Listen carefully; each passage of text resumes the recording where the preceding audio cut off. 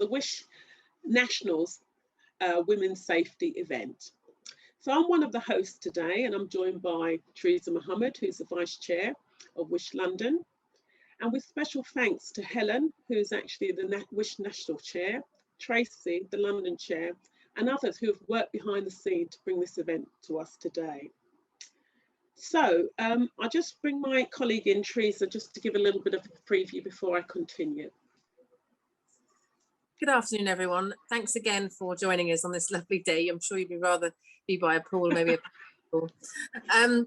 Right, so the context of this event is something that Jacqueline and I feel very strongly about, and something that actually Jacqueline's shown great leadership on, which is really around the time of the awful murder of Sarah Everard. What it actually made us do at Wish is sort of think about the continuing violence against women and the outrage that we all feel about this. You'll probably be aware that, of course, Jess Phillips MP, what she does is she actually has read out the number of women killed by violent acts each year in Parliament, and she has been key to the law reforms around the strategy about violence against women. And it's something that when we discussed this, we actually realized that a lot of us had common experiences and had felt very unsafe at times. I think I did some research on this, and the statistics are pretty horrifying that 97% of women have been sexually harassed in public. You know, these are the kind of statistics that we're all continuing to live with. And I just feel that, and certainly something that we discussed as a board, was that this is so unacceptable and it's continuing and it doesn't seem to be getting any better. We also felt that in terms of the strategy around this was also a bit off point.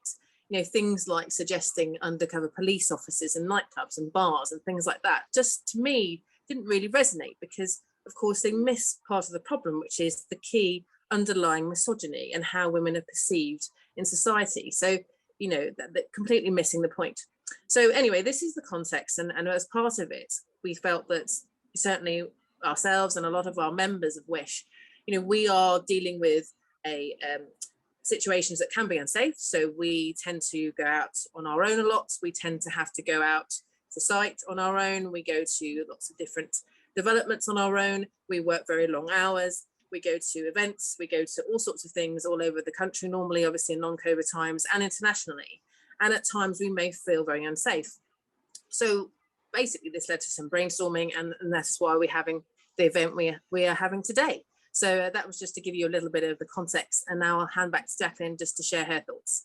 Yeah, thank you. I mean, keen to exactly what Teresa said. I mean, according to the Office of National Statistics, you may know that in the year to March 2020, 207 women were killed in Great Britain. That's England, Scotland and Wales. And this means about 1 in 4 killings were women. However, the number the previous year was a lot higher, with 241 women who were killed in a decade.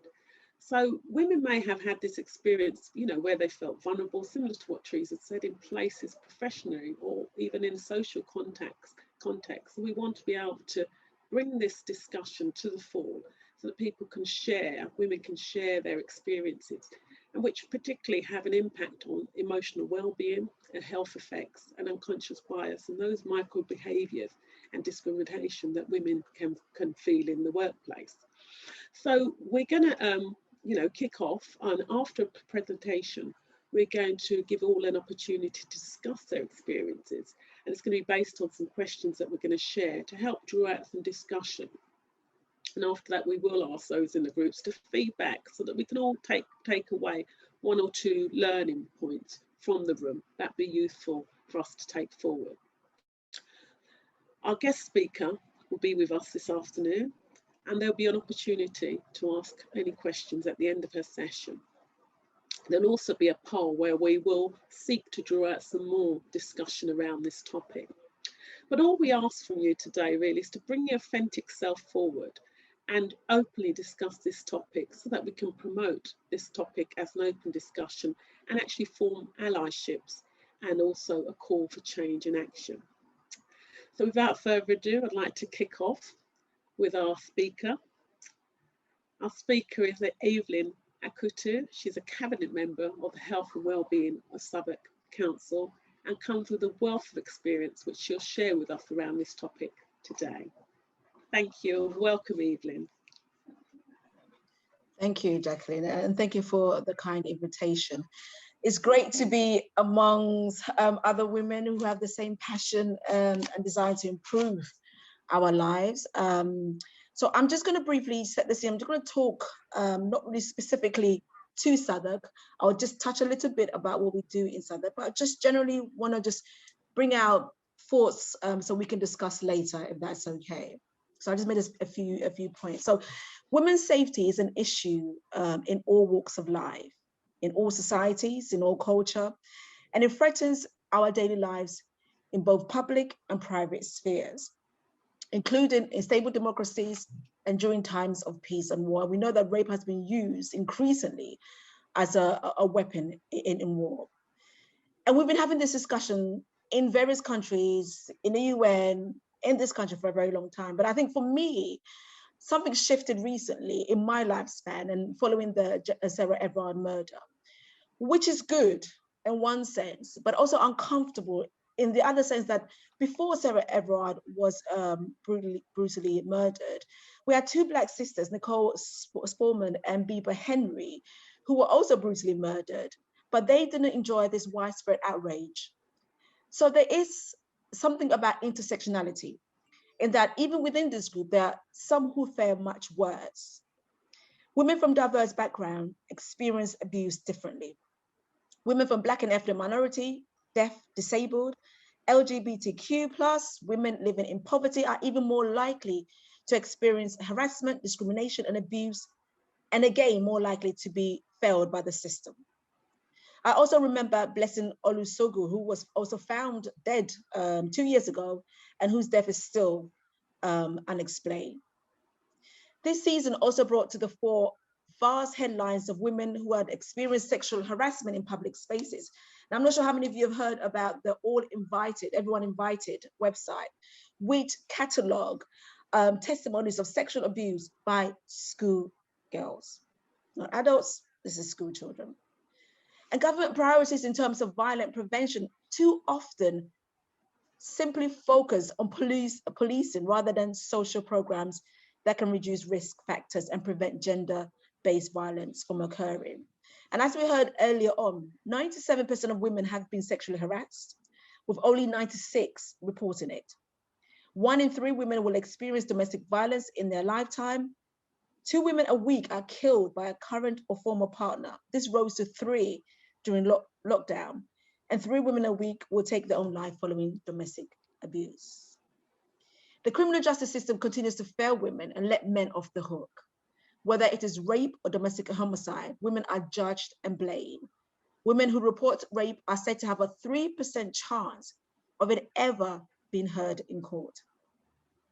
And then we have the recent police and crime bill, which was an opportunity to address this inequality, to address the problem of gender-based violence against women by toughening penalties for rapists and strengthening the stance on harassment and stalking. Instead, it focused on giving the police more powers to prevent noisy and destructive protests. Women are not even mentioned in its 296 pages.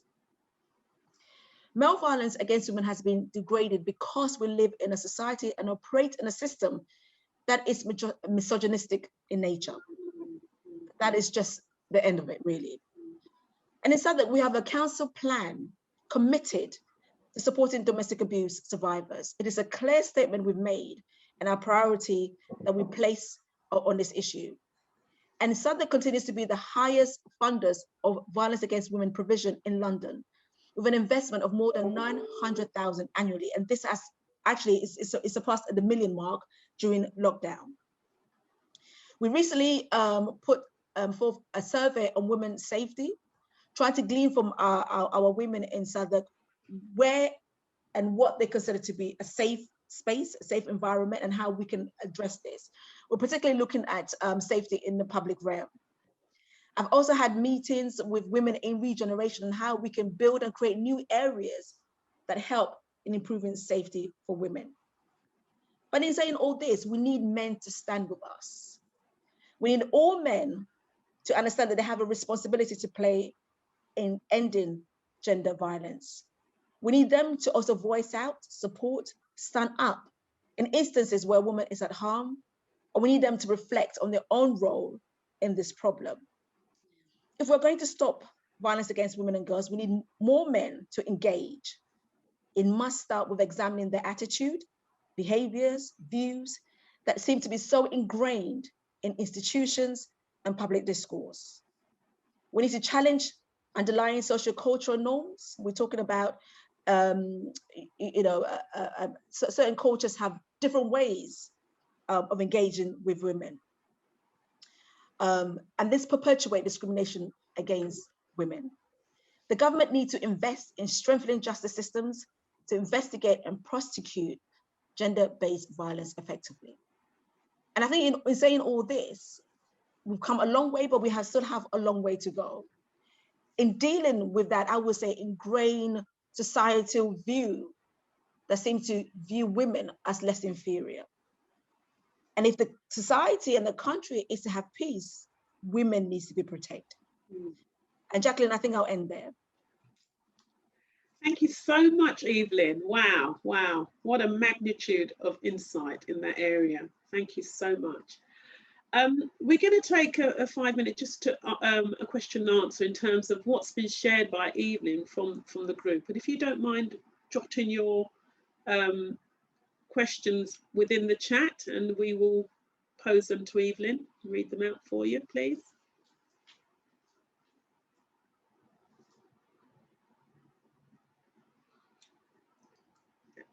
So I'd like to start with the question, Evelyn.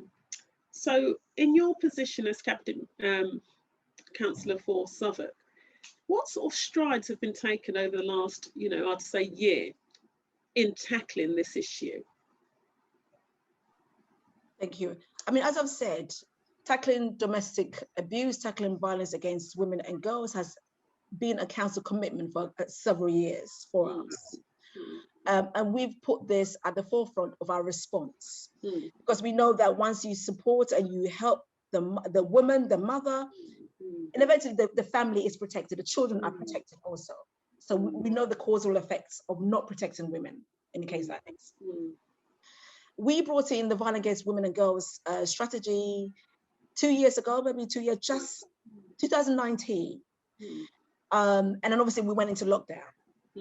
And obviously lockdown brought with it so many issues when it comes to violence against women, especially in domestic abuse in the home. So we saw about 24% increase in domestic abuse, but increase in the higher cases, the higher rate cases, not even low level cases, really dangerous cases.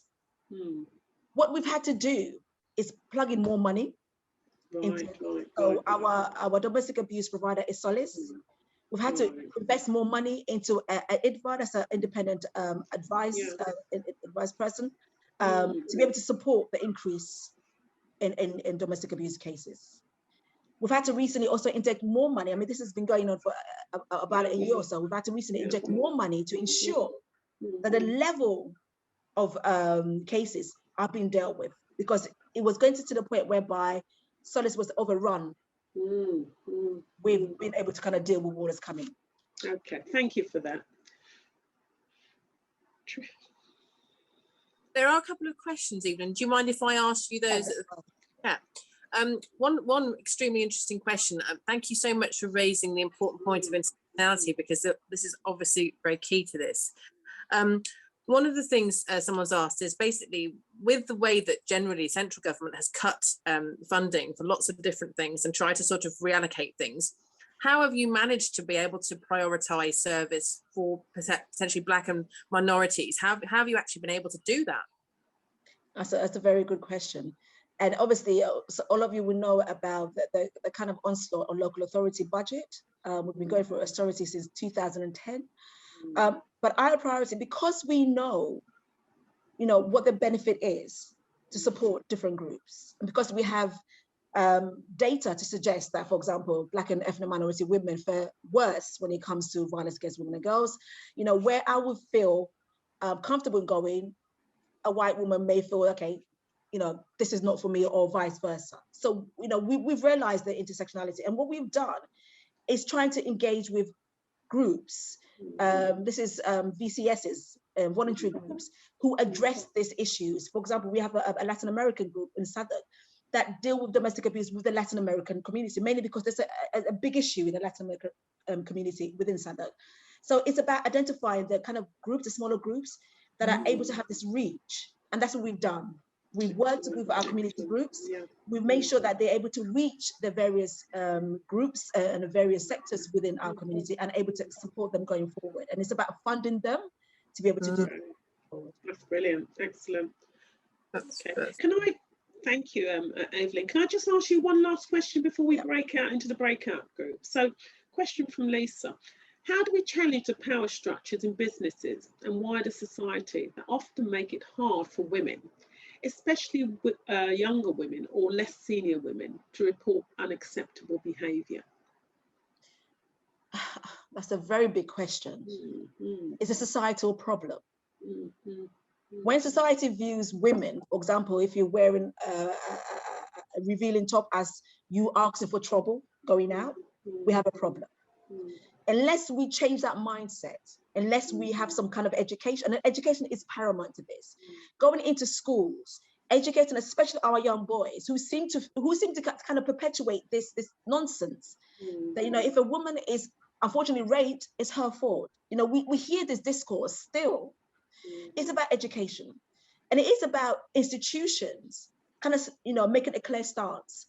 Within SADC, we've made a clear position about violence against women and girls, and we're making all our senior leaders, our managers, you know, what have you, go through this process of training. Every department have to be trained in recognizing this issue, you know, because some people it becomes as if it's the norm. You know, you say a kind of a derogatory word to a woman, you know, you make sexist comments, becomes normal. Well, actually, it's not normal, because we know what happens if it carries on with this environment. So it's about educating.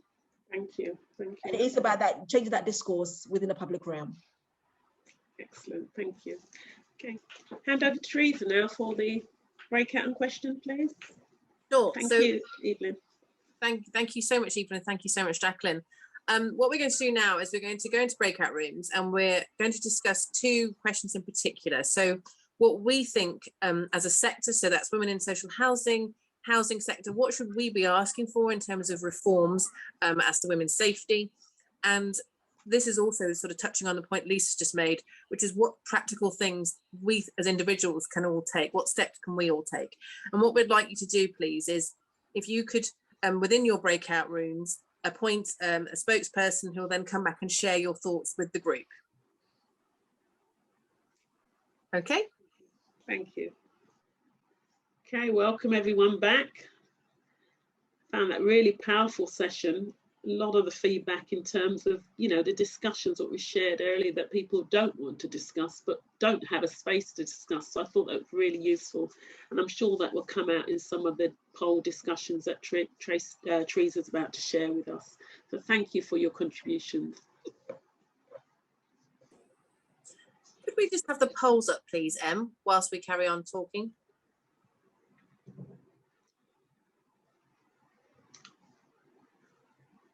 If you get a moment, would you mind just answering some of our poll questions, just so we can research the relevance of what we've all been talking about today and think about what we do going forward.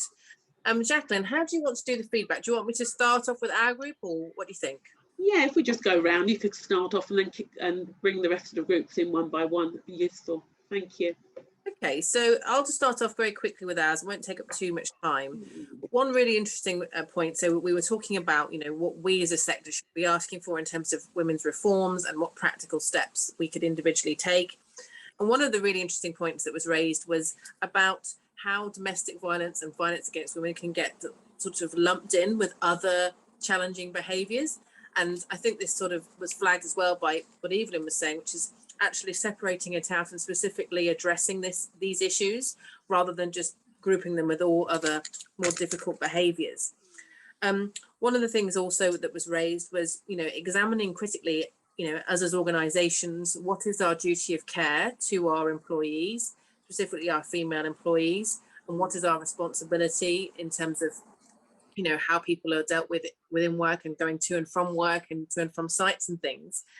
And in terms of a more practical sort of individual thing, I guess we would have to discuss this more widely within our organisations, but as an individual, we thought it would be very useful to specifically address this. So certainly with our peers and our colleagues, actually spelling out that we don't tolerate behaviour that's intimidating or inappropriate against women or female colleagues. We will not tolerate sexual harassment in the workplace. And, if this does occur, how are we going to deal with it as an organisation, and what can people look to? So if they do feel that this has happened, or if they feel uncomfortable in any way, what can they do within our own organisations? And we actually outwardly state it as organisations, but individually talk to people about it, and squarely address, the fear and anxiety women feel, without in any from a moment, making women feel that they are part of the problem or it's down to women only to resolve it. But we do have to acknowledge that a lot of women do feel very anxious and very uncertain about certain environments and certain things that happen. So those are just a few thoughts from our group. Would anybody else like to share theirs? Thanks, useful, really useful. Yeah, I think Parminder was going to share from our group. You happy to do that, Parminder? Yeah, hi. So we had an interesting conversation initially about how well, it's a very powerful speech for a start, and looking at the stats, it was quite interesting to look at a different perspective of how we can be involved with designing the street landscape and the urban landscape to allow less opportunities to occur. So it's not just about educating youngsters to respect females, to be able to manage situations. It's also being able to have less opportunities, because landscape is such an important feature in all of this as well. Excuse me, sorry. We sort of moved on to a few examples of behaviour that was unacceptable, which in particular, I can talk about an example of my own, which Jacqueline asked if I would be happy to share, and I am. I was in a situation when I'm in my 50s now, but when I was 18, 19, first on site, I'm a main contractor, so I was brought up on sites literally, and it's very intimidating for young girls. There was another girl, a younger girl in our group, and she's still 19, so she's feeling that same kind of level of invitation. What's really sad is sort of 30 years on, it's still going on. I think that's the awful thing. I run my own project construction company, so and it's predominantly women, so I have a slightly different control over situations. Bigger companies aren't able to manage these situations as much, sadly, because there's not enough women there to be able to help these young girls go through that system. We were talking about, so for my example, I was on site, put in a position where a site manager sort of said to me, "Oh, would you like a lift home? The buses weren't running." So I jumped in his car. Then he said, "Oh, let's whiz home. I just need to get changed. I'm going out with my girlfriend." And I was so stupid to even get into that situation. I went, I should have stayed in his car, but I went upstairs, sat in his flat. Next minute, he's coming out with just a towel around his waist, coming outside, and I was like, "What are you doing?" And it was just like, "Well, what's the problem?" And it put me. Luckily, nothing happened, but it really made me aware. And it's a story that I totally forgot until about 2 months ago. I was talking to my parents about young girls and situations, and it was the first time I'd ever told them, and they just went. My father's reaction was, "Why would you even put yourself in that position?" And I said, "Dad, I didn't know." I said, "You don't think about it because you never think it's going to happen to you. It doesn't matter what site or whether it's at home, work, whatever situation, women do have to have those considerations." Now, nothing happened to me. I was fine. It taught me a bloody good lesson to never put myself in that situation again. And in fact, years on, when I was working in Lambeth on a site, I used to have a security guard who used to walk around the sites because it was very, very, in those days, it was really, really rough, those sites. and a girl wasn't allowed to walk around by herself.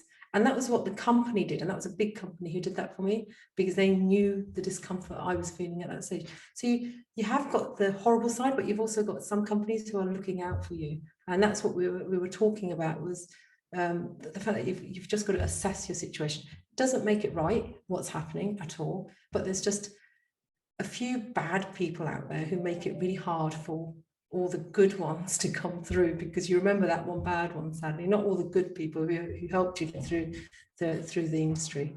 So yeah, so that's what we shared. Unless I've missed anything, Jacqueline, I was trying to whiz through it as quick as I could. Yeah, I think it was quite a useful telling story from the young lady who was on as well. And I don't know if she wants me to share it, but I wouldn't say her name, but she's also shared she's now been working on a site, and an experience that happened just recently to her. What struck me is that they said something about a Barbie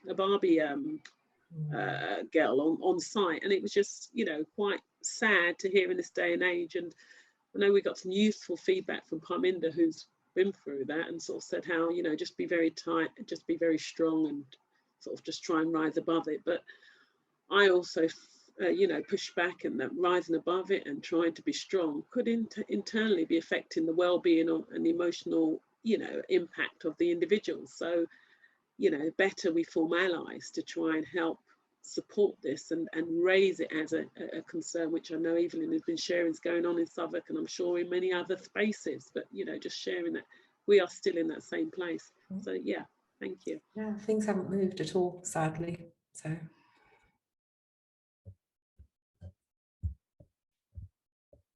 Is there anybody else that would like to share? Sorry, shall I share our group? Yes, please, Caroline.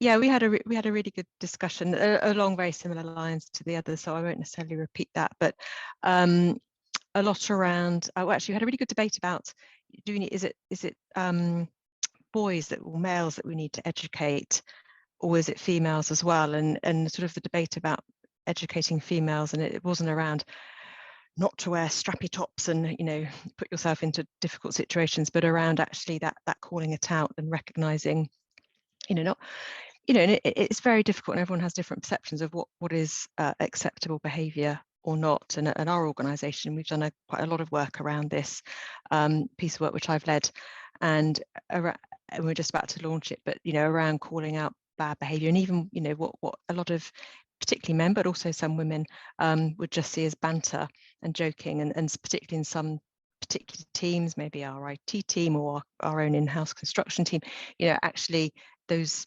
environments where actually banter is a bit more prevalent, and how therefore young female colleagues can feel uncomfortable. And although, you know, they're not in a dangerous situation, by trying to nip all of that conversation and behavior in the bud, you know, we'd hope that then in time that filters through and the wider culture can be improved. We talked, what else did we talk about? We talked about, you know, obviously education, and you know, is there more we can do in terms of education in the communities? All schools obviously have sex education, but could it not be broader in terms of how, you know, young males should behave with females? So that's work there to do with communities. And I think it was that a lot of discussion around sort of the strength of confidence to call it out. And I said, instead of just rising above it, which could be perceived as tolerating it, and although it's difficult, actually having an ally to help in that calling out could be really helpful, and that's something that we're introducing and providing training on. So yes, it's similar to the other group, but a really useful discussion.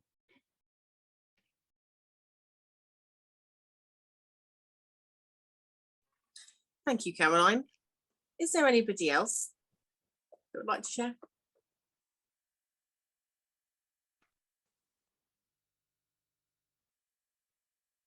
So hand back to you, Jacqueline.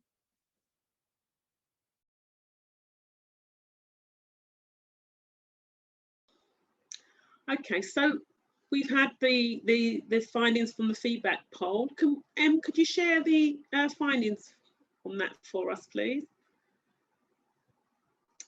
Okay, so some clear facts here. So it's looking quite, in terms of feeling intimidated, sort of a 50-50 in the workplace, with more towards 58 for the yes. Wouldn't people know where to approach, who to approach if they felt unsafe? Well, that's really good, because yeah, people know where to go. And how confident would you feel to support a member of your team who felt unsafe? It's a shame it's not 100%, but 92% confidence. So that sort of gives a good indication of where, you know, the land lies in respect of that. Anyone find that expected, that, or did it strike a chord with anybody? Right, well, we'll use this and take this forward as part of the work we're doing at Wish National as a whole. Okay, so I'm going to ask is for any final questions to Evelyn in terms of what's been discussed in the context now of what we've also shared with each other. Is there anything else people wanted to raise, or indeed ask any of the panel members?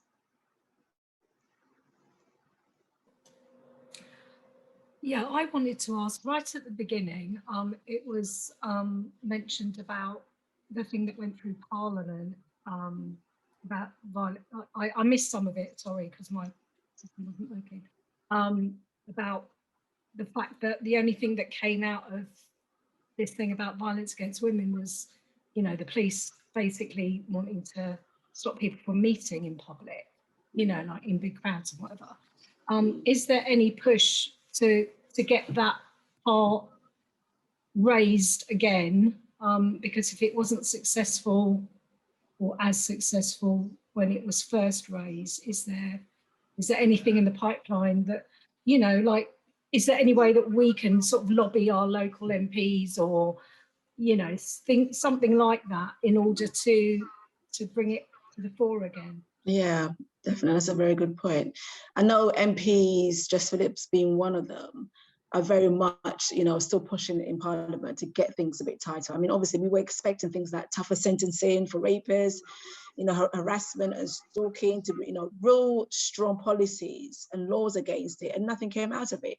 So I know what you could do is either write to your MP to you know, to ask them, you know, where has this police and crime bill, I know it's been passed, but what else what are they doing to ensure that we get things like tougher sentencing and a more clever stance on harassment and stalking? You know, what can they do to push it forward? So that could be a cause that everyone can do to make sure. Sorry, what was the name of the bill again? It's a police and crime bill. Thanks. Yeah, so that'd be a good approach for everyone to do. But I know that internally, the opposition parties, the Labour Party or MPs are pushing to get things more included in that. Thank you. Exactly. Perhaps we should, what we were thinking, perhaps we'd have a coordinated wish response. So maybe, Jacqueline, if you agree, people get into as if they would like to be involved in that. Fantastic. Yeah, yeah. And I think, you know, how we communicate that. If people on the platform today, they want to leave their details, email address, we can come back to you and coordinate that. If you want to be part of that, it'd be fantastic. I think, yeah, excellent. Or get in touch with me via LinkedIn or otherwise, and we can pull that together. Yeah, that's a great idea, Teresa. Fantastic. Yeah, we don't often get the opportunity, as we said earlier, to discuss these topics. So while we've got it, let's just use the next couple of minutes just to ensure that, you know, that sort of comfortability is loosening a bit so that we can take this agenda forward in a powerful way. Thank you, Rosalind. Can I just, I'm not sure if anyone knows, but recently, I mean, a lot of local authorities have been lobbying on this about making harassment a hate crime. And that the police are now agreed to do, they said they're going to accept it and let it be seen as a hate crime, but they're doing a pilot, really, is what they do. They're doing a pilot, I think started in the autumn, to see how that can be policed and more effectively. So this is something that we're seeing how it works. That's really good, yeah. good news. Okay, so I see you're all putting your email address. Yeah, brilliant, brilliant. We will be in touch. Okay, so if there are no other questions, what I'd like to do is encourage you all to share with Wish, really, you know, this topic. It's been a difficult one to bring together, but we've brought together. So any other areas where you feel that we can champion the course and also put forward that argument. We've got another event coming up in, Tracy, do you want to share the event that's coming up next and getting people on board? Sorry, Jacqueline, I'm not sure I know about that. The next one. It's not a women. It's not a women's health event. It's a Wish London event. Naturally, no. Okay, I'll Ems, if you're around, if you can just share the next event that's coming up for Wish, so we can ensure that those on board are aware of it.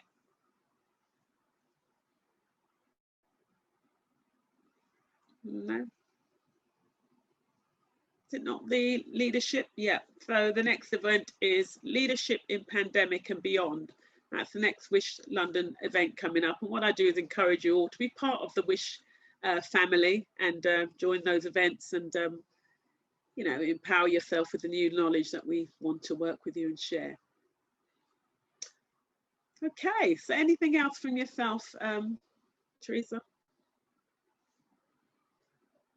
Sorry, no, just to say thank you so much for everyone for coming today and being so contributing so much. We really appreciate it. Great, and I'd like to echo the same. Special big thanks to Evelyn Kutu. Thank you for all the information you shared. The hosts, yourself, Teresa, Ems, who's on board, and as I shared earlier, Tracy and Helen in the back helping us toward this event. So thank you all. It's all I can do, leave you to wish you a great day, and thank you for your time, and catch you up again at the next event.